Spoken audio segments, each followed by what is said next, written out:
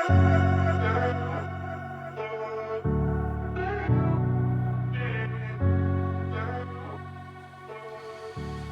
welcome to another episode of the Leo Kanan podcast with myself, Yvonne, and Amanda. Hello, everybody. Hello. We're going to go into an episode because we've kind of gotten away from our original blueprint from, what we discussed when starting the podcast, because what we wanted to do initially was teach people or introduce guys to spiritual processes that would ultimately make them better men, better friends, better fathers, husbands, and all these things, and give them a sense of real spiritual power as opposed to a lot of the pseudoscience that's out there on the internet now. And I think a great place to start is with self-awareness, which leads to self-realization or self-remembering, and then fragmentation. So, and I think with that process, if we can come up with a plan to teach that, a blueprint to teach that to as many men as possible, will contribute to a much better society. Are you talking about people just, going through their life on autopilot? Exactly, because the majority of people go through their life on autopilot, and unfortunately, that's part of the program. Mm-hmm. The majority of people always will go through life on autopilot. That's part of the design. Well, I heard a statistic where 95% of the people think they're self-aware, but the reality shows that it's maybe 10%. Yeah, that's the reality. I mean, you think about it like this. If you take a fish and you got a fish in if he's in a goldfish bowl, mm-hmm. he doesn't know he's not in the ocean. That's true. It's the same. It's the consciousness works the same way. Consciousness can only see its immediate reflection of itself. You actually have to do the physical work to become more conscious. So if you're not doing the physical work to become more conscious, then you are not as conscious as you can be. And so a lot of people, misinterpret consciousness with intelligence, and they're two different things. You mean like degrees? Like, I got a master's degree, I'm conscious? Exactly. And that's got nothing to do with consciousness. That's about intelligence. You can be an intelligent person. You can know the functionality of a lot of things and processes, but that has nothing to do with consciousness. Well, would you consider being street smart conscious? To a degree, yeah. Yeah, because you're kind of like solving problems, that are just coming at you, you for the first time most of the times. Yeah. Consciousness, I would relate it more to self-awareness. Mm-hmm. And so, being street smart is you have to be really aware of yourself and your surroundings and how you're fitting into those surroundings, how those surroundings are relating to you and you're relating back to them. Because any miscommunication in that process or that relationship could get you killed, whether are participating not in it or not. If you grow up in a really violent environment, it doesn't mean you have to participate in gang activity or the violence, but you have to be fully aware of those surroundings. So for a listener right now that, might just, first thing that pops into my mind, I'm thinking about myself, and am I self-conscious? How much am I self-conscious? How can they test themselves right now? Well, it starts with a process called self-remembering. Mm-hmm. And it's almost like, remember when we were kids and you do the math, you do the fractions or whatever, and there was always a way to check your math. Mm-hmm, if you were doing, some type of division or fractions, and they relate back to each other. Mm-hmm. And so you can turn the fraction into a multiplication problem or something and then check the math on it. Well, that's the same thing with becoming self-aware. So there's a process to it. If you, let's say at the end of your day, it's a very basic process, but it's step one. At the end of your day, before you lay down to go to sleep, you want to be able to recount your entire day from the time you got up um, to the time you went to bed. And you want to do it in reverse almost. So let's say, it's 9:30, 10 o'clock. I'm about to go to sleep for the night. So I'm sitting on the edge of the bed or I'm sitting on the couch. And the last thing I'm going to do is I'm going to try and retrack my steps. And to begin, when you first do it, you want to try and do it hour by hour. So what was I doing for the last hour? And see if you can remember the majority of what you did in that hour. And you want to go back to the next hour. What was I doing in that hour? And you want to backtrack your entire day until you got up that morning and see how much of your day you can actually remember doing something. And what you'll find is, to begin with, you won't remember much of what you were doing. And, in some cases, you could have been being productive. Hmm. In some cases, you weren't being productive. But that's just autopilot if you can't remember it. If it's on autopilot, if you can't remember it, that means you weren't present. Is that like the feeling that I think most people that I talk to have had, where you're just driving, let's say from work to home, and it's a 45-minute drive, and you don't remember half an hour of it. You just kind of like wake up like, holy shit, like I'm home, and like I don't remember coming there. Is that what it is? Yeah, it's a lot like that. And we'll go through the majority of our lives like that. And and it starts off with that simple process, and it's called the self-remembering process, where you actually recount your entire day.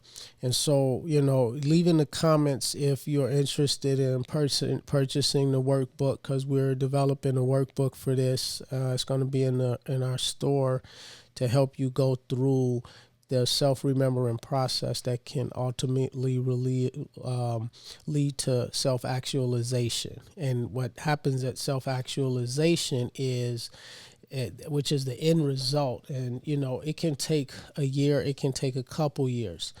But what happens is it's a total recall. And so through the daily practice of writing down and trying to recall what you did hour by hour, you develop that into what you did minute by minute. And where the individuation process happens, or the fragmentation process begins, you'll feel it when it begins. Because what will happen is, after so many days of trying to recall your day at the end of the day like that, what will happen is that during the day, all of a sudden, you'll become aware of yourself trying to remember what you're doing throughout the day.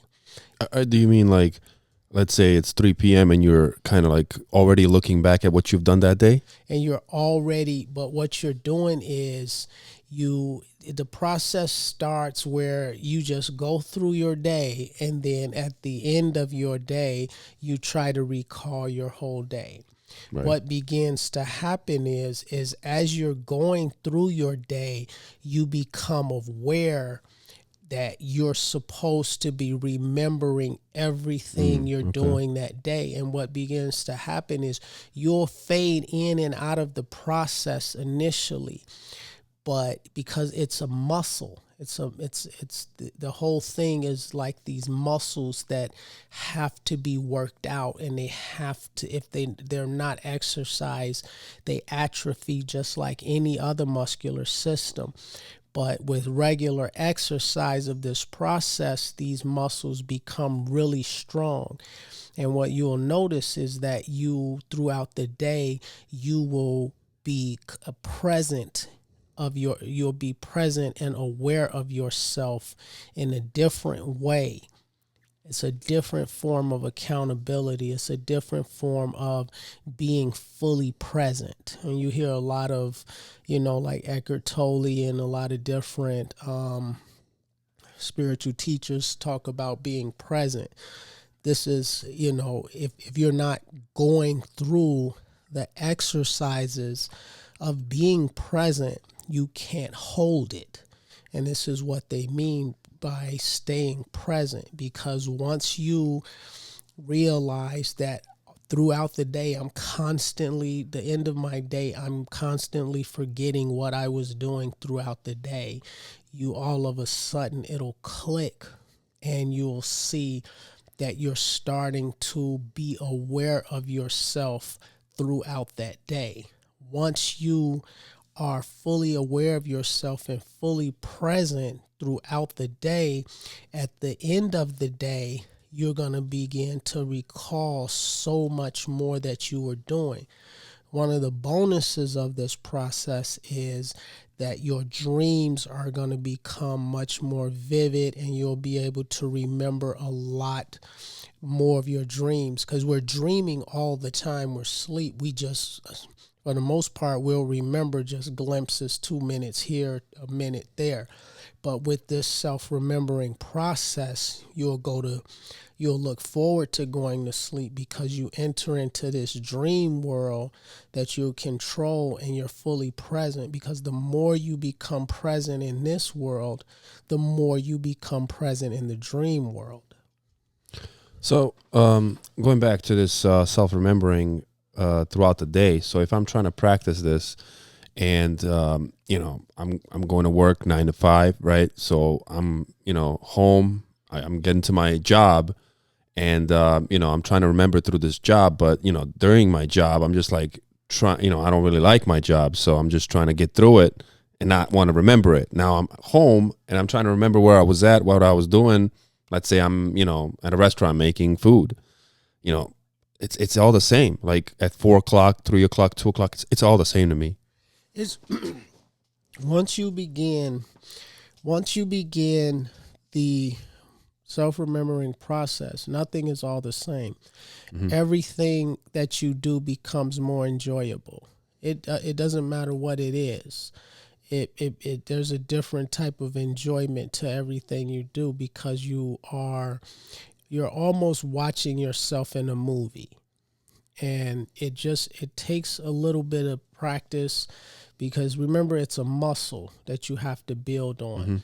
Mm-hmm. And part of the problem is when we go to these jobs, we don't necessarily like these jobs. We want to do it in an autonomous manner. We want to kind of be not present and just go through the motions, just get it over with, because we don't want to be there. Mm-hmm. But if you start the self-remembering process, even if you are at a job that you're not that crazy about, it takes on a completely different meaning. All right, let me give you an example. So if I'm at, I'm trying to remember it. It's 3 o'clock. I'm a waiter, and most of the time, at 3 o'clock and at 2 o'clock, it's very similar. But at 3 o'clock, am I trying to remember who am I waiting on? What table I was at? What my surroundings were? Who was I waiting on? Was it a child? Was it a grandmother? What am I looking at? What you're doing is you're just being present of you. So, and all of those things, you'll be able to recall all those things. You just want to be present there. If you're let's say if you're at a restaurant and you're not present, and you go home, there's the only customers you're going to remember are the ones that made a particular type of impression on you. So you waited at this table, there was this hot girl, or there was this hot guy or something, and so you remember them, or you remember there was this cute old couple there, and so you remember these peculiarities or distinctive moments. But when you begin to recall, go into total recall because of the self-remembering process, you're going to remember everything. You're going to remember that completely unforgettable guy that was sitting there and he pulled out a blue pen to sign a check and the blue pen didn't write and he asked for your pen and he put the dead pen back in his pocket. You're going to remember that. You're going to remember that that completely forgettable couple that dropped a penny on the floor just before he got up and then he bent over and he picked the penny up and put it back in his pocket. You're going to remember absolutely everything when you sit on the edge of that bed. And that's where the freaking you out part comes in, because you're going to realize how much you are aware of. And what? So how does this improve you as a person or improve your life, or like what does it lead to once you have this self-awareness? It leads to the decision processes that we make. So once you are become fully aware like that, the decisions you make begin to change, and you become fully aware of different options and choices, whether it's financial or career or goals and things like that. You begin to become aware of things that you weren't fully aware of at first. Can you give us a hypothetical example? Yeah, sure. So the waitress that is going through the motions, that she doesn't quite enjoy her job, and then at the end of the day she goes through the total recall process and she realizes she doesn't enjoy this job. She doesn't know why she wants to do it, and she realizes that she was unconsciously being a waitress because she wanted to own her own restaurant. And so she goes to culinary school and she stops becoming a waitress and she figures out how to get financial aid, and she goes to a culinary school and she becomes a chef. And because she's much more conscious of herself. That makes sense. So she begins to make better decisions and better choices for herself, as opposed to just going through the automaton lifestyle of being a waitress and selling herself short and working for tips when she actually wants to own that restaurant. Okay, I can see that. You can also maybe pick up on time wasted, during the day. For example, if that waitress is working 9 to 5, she wakes up at 6 and just does nothing in the morning, flips her phone for 2 hours, and then just goes to work. And then, if she's doing the self-remembering stuff and she's like, well, I'm wasting every morning 2 hours on Instagram for no reason. Like, I could be doing something productive. I could be, trying to better myself. Yeah, that's going to be one of the biggest realizations that once you go through that realization process, you're going to become much more aware of how much time you're not spending productively. It could be scary. It will be scary. Yeah.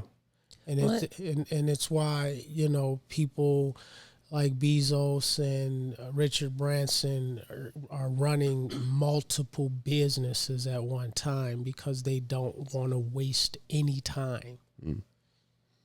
So what I was going to say is that you were talking about how everything's on a program and it's programming everyone to just be automatons. And we've transitioned into the age of Aquarius, where, earlier we were in Pisces, and with Aquarius you have like more awareness and spirituality and things like that coming at you. And you can see it happening with, people being more interested in things like crystals and more holistic healing and things like that. But we also have this wave that's coming with it, which is like all the social media and, video games and computer games and anything to keep you just like zoned out on a screen that's like trying to get you further entrenched in a program. Like it's realizing that it has to work extra hard to keep a program going at this time that we're going through. Well, that's not exactly what it's trying to do. what the age of Aquarius means, if you look at what the zodiac symbol looks like, your first house is you.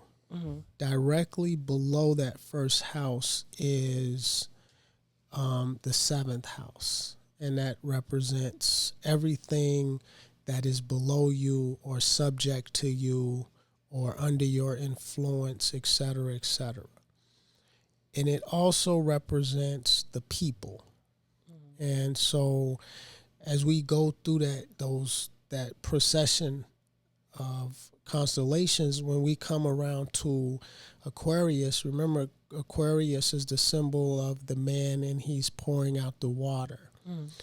And what that symbolically means is the simplest explanation is like all power to the people. So the people aren't getting all this social media and all these things that they're being inundated with to put them further to sleep. That's not why they're getting it.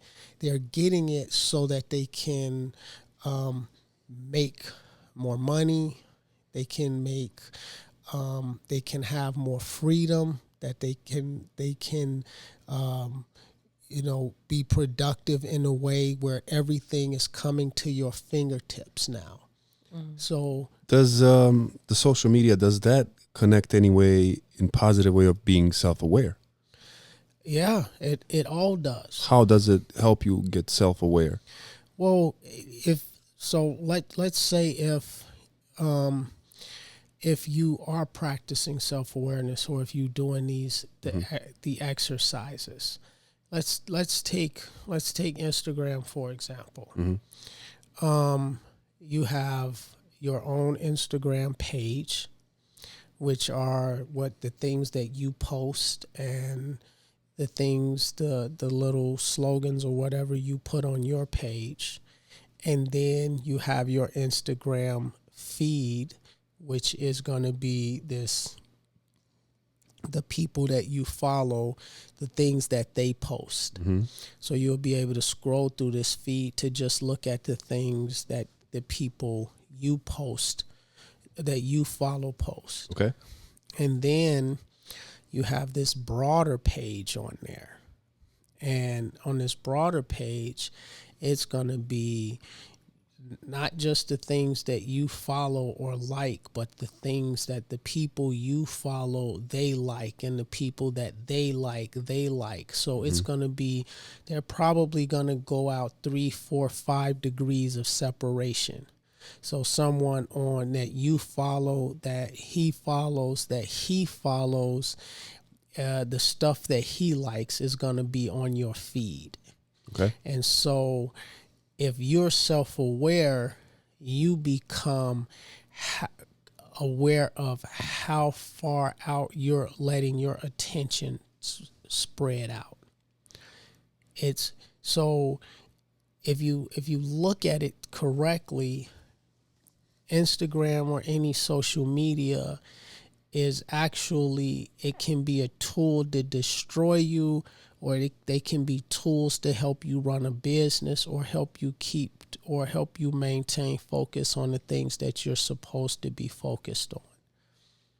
So like with my Instagram, 99% of the stuff that I follow is writers and directors and producers and stuff like that.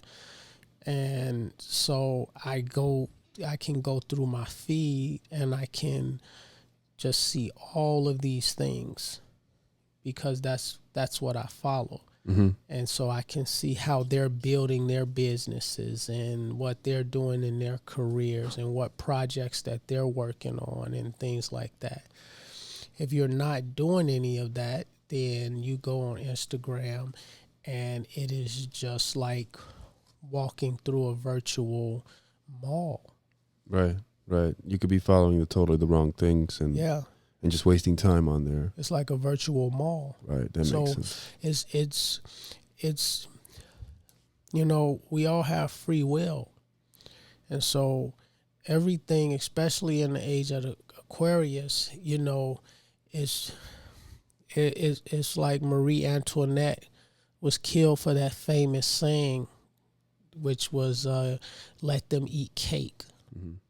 It's as cruel as that may sound, that's the reality of what's going on. You just, whatever they want, you just have to give it enough of it to them and let them just choke on it. So somebody listening to our video right now for the first time is not by accident.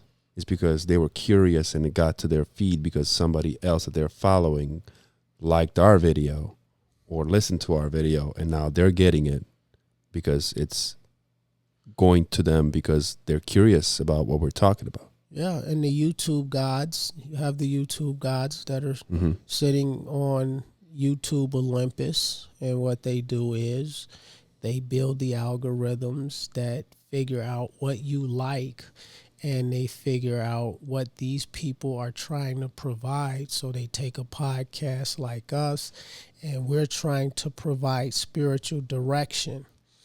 And then they have algorithms of all these millions of people over here who are looking for spiritual direction. And so what they do is they build a highway in the form of an algorithm that takes all the people that are trying to provide spiritual direction to the people that are looking for spiritual direction. If you're people that are trying to provide distraction, we're going to create a highway that goes straight to the people that are looking for distraction. Luckily, this highway does not have tolls, so people could flow there freely. No iPass necessary. No iPass necessary. Sun pass, nothing. Just free. Nothing. Just full access. They're going to let them choke on it. But I mean, that's the thing is you have to give them as much of it as they want, and that's the universal design. So if somebody if there is, it's like if you're looking for violence, or if you're looking for problems, if you're looking for certain types of negativity, you're going to find it. If you're looking for certain types of positivity, you're going to find it. And now we're living in an age where it's going to find you. Yeah. It's changed from you're going to find it till it'll find you. Well said.